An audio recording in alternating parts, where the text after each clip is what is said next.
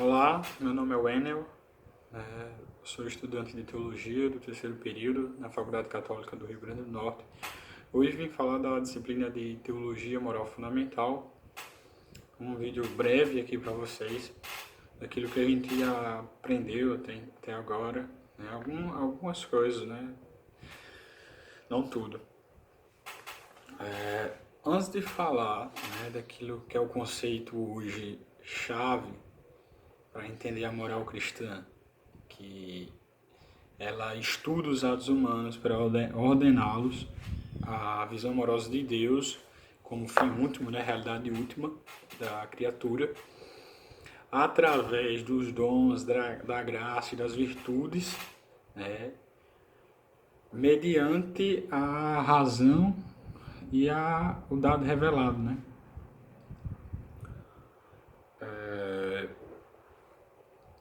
Então, antes de adentrar esse conceito, né, e analisá-lo um pouco, vamos entender um pouco da moralidade, né, e um pouco da ética, né, como estruturas que nos fornecem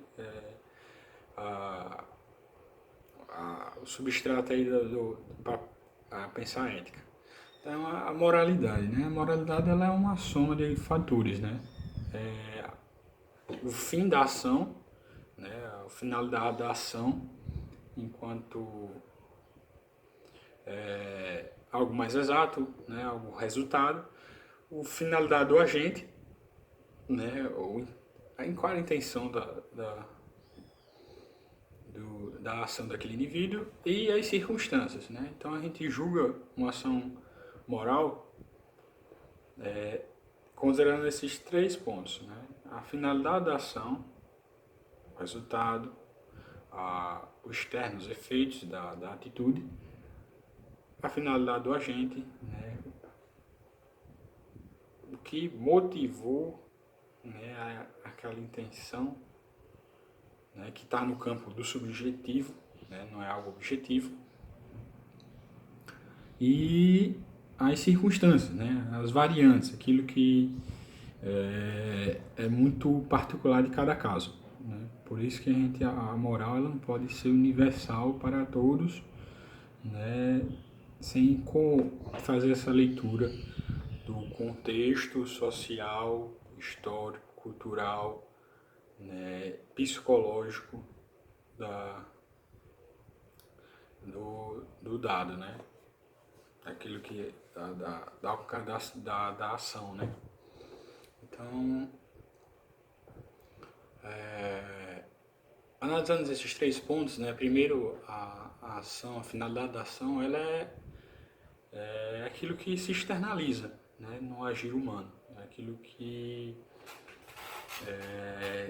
são os efeitos, né? Aquilo que está algo concreto, objetivado, né? E que é muito pesa bastante no julgar, né? Da decisão daquilo, que se é certo ou errado, porque foi o que se expôs, aquilo que foi externalizado. E aí é o que dá para comparar com as normas, dá para comparar com os valores daquela sociedade, né? Se não está em correspondência, então ali ali é infringido a norma, ali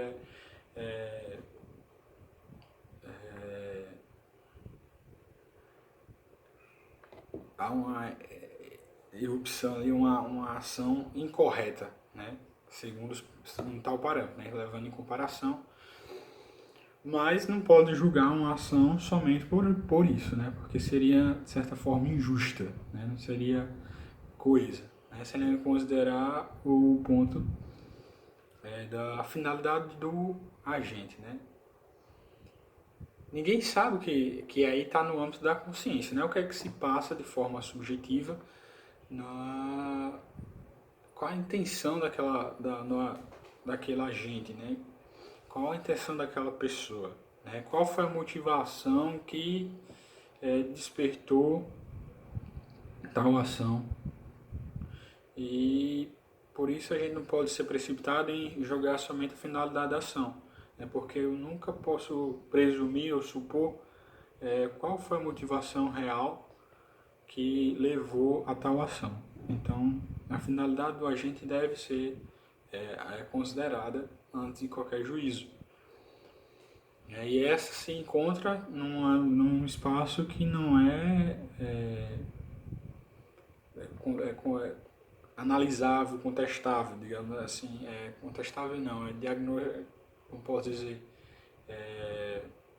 observado, né? Porque está na subjetividade, né? No interior do sujeito. E isso aí é um dado particular do indivíduo. E tem as circunstâncias, né, da ação, as variantes, como eu disse, aquilo que está fora do controle, né, do poder de decisão do indivíduo, né. E ela está em duas esferas, tanto na singularidade do indivíduo, né. A gente não pode tomar de forma universal cada pessoa, mas sim considerar a sua singularidade, suas limitações, né, aquilo que é especificamente, aquilo que é próprio da pessoa, né, e em vários termos, né, em termos sociais, em termos psicológicos principalmente. E tem a situação, né? A situação que deve ser julgada. Um agir que acarrete a morte, por exemplo, de uma pessoa, ele nunca vai estar de forma isolada e vai acontecer de forma isolada das circunstâncias, né? Sempre vai ter condições ali, vão ter influências, vão ter a particularidade do momento que pode mudar de caso para caso, né? Nunca está sobre as mesmas condições, né? Toda ação que levou à morte não está sobre todas as mesmas condições, né? Tem circunstâncias diferentes, né? Situações, momentos que devem ser também compreendidos, né? Somados aí na decisão. Então, falando da consciência, né, do sujeito, a finalidade da ação, né, que está ali no âmbito da consciência, da subjetividade, ela é formada, ela é construída, né, de dois modos diferentes. Ou ela é aquele ethos meio que é quase uma repetição da moral do grupo do qual estou inserido. Sou aquele indivíduo que está inserido num espaço social, político, né? Sou uma figura histórica, né? Sou preso ao meu tempo e com certeza a cultura, o costume,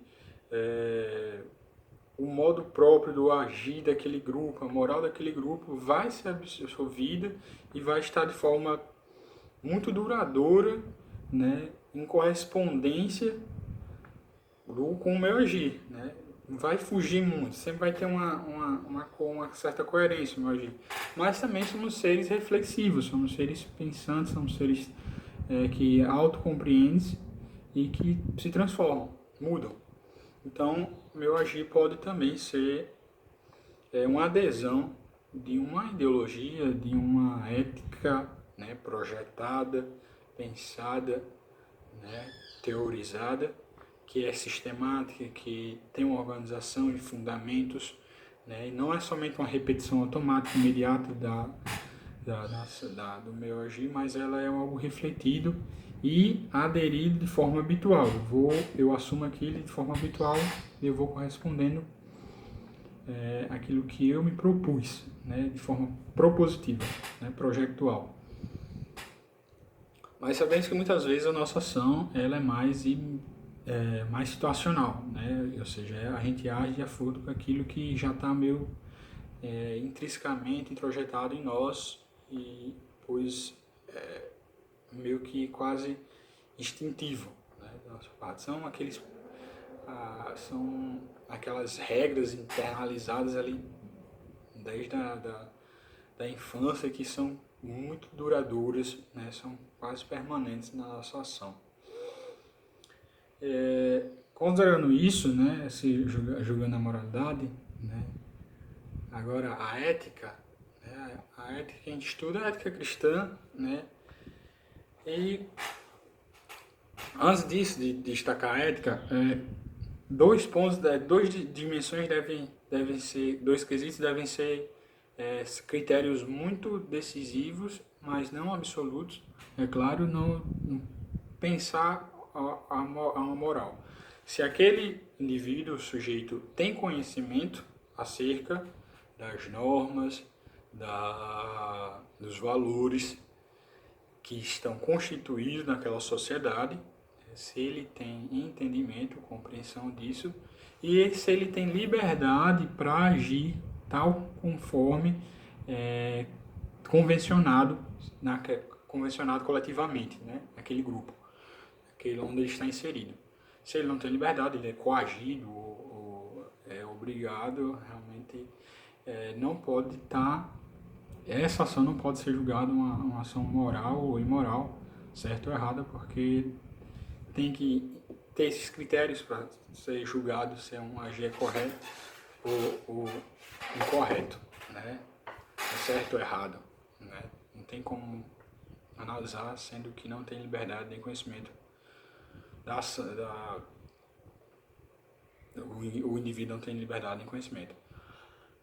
Então, olhando agora a nossa ética, né, a nossa ética cristã, ela se funda no projeto unitário de Deus Trindade, né? E que projeto é esse? É um projeto de salvação e libertação para toda a realidade criada, né? Gerada no amor de Deus, pelo amor, né? E no amor. Então, o homem, como fazendo parte dessa realidade, ele, na sua liberdade e no seu conhecimento, ele é convidado, chamado a fazer parte dessa visão amorosa de Deus. Né? E diante da adesão, né, e quando eu assumo essa fé na minha liberdade, sou levado a aderir àquilo que foi revelado, né? Eu assumo racionalmente, né? A razão está aí para ordenar, organizar minha intenção, digamos assim, minha consciência, ser para o projeto Salvador de Deus que é manifestado, é revelado na pessoa do Cristo. Né? Cristo é esse modelo, esse paradigma a qual todo indivíduo, assumindo sua proposta do reino, vai estar se uniformizando ou, de certa forma, orientando todo o seu ser e seu agir para segundo aquilo que para a ética do reino, né? A ética do reino, que esse reino, né, que é anunciado, que é professado por Cristo, é quase que uma declaração de si mesmo, né? Que o reino de Deus, né, não é nada mais do que o próprio Cristo, né? E esse Cristo, ele é liberdade, ele é salvação, ele é amor. Então, a ética cristã deve estar orientada, né, diante da minha liberdade, adesão ao projeto e conhecimento, né, racional do dado revelado, eu vou organizar o meu agir em correspondência a esse reino de Deus que tem como núcleo a pessoa do Cristo e suas várias características, né, as suas várias categorias, o pobre, né, a visão voltada para a dimensão do pobre, né, a questão da misericórdia, tudo aquilo que foi manifestado, tudo aquilo que foi assumido, foi realizado pela pessoa do Cristo são os princípios, são como os ideais, digamos assim, de Cristo, são os ideais do reino. Então a moral cristã, ela está organizada a isso. Então, como é que eu julgo uma ação moral se ela foi cristã ou não? Se ela está em correspondência àquilo que o próprio Cristo manifestou, aquilo que ele foi no mundo, né? E aí a gente vê que é em defesa da vida, né? Uma visão amorosa de Deus em relação à realidade, então, e uma proteção incondicional à vida. Então, esses são princípios, são fatores, são valores que são inalienáveis, são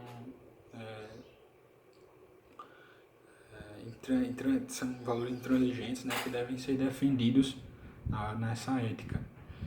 E sempre resgatando esse caráter de libertação e salvação, né? Que é um projeto de Deus, que devem ser assumidos na nossa missão de anunciar esse projeto, esse reino de Deus.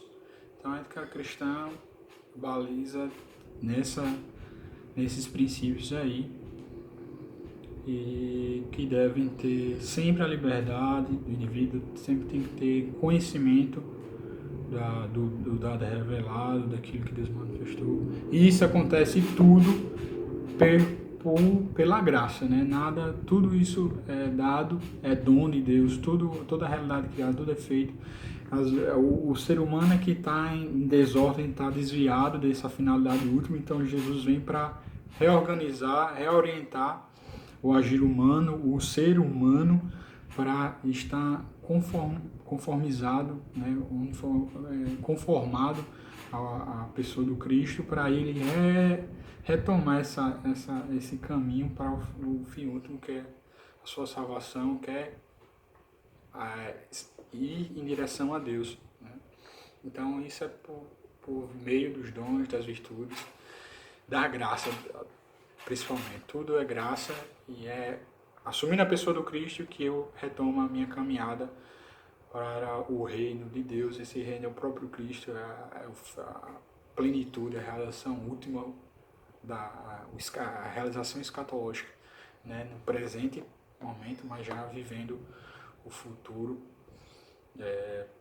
prometido. Então é isso, pessoal. Espero que tenham gostado do vídeo.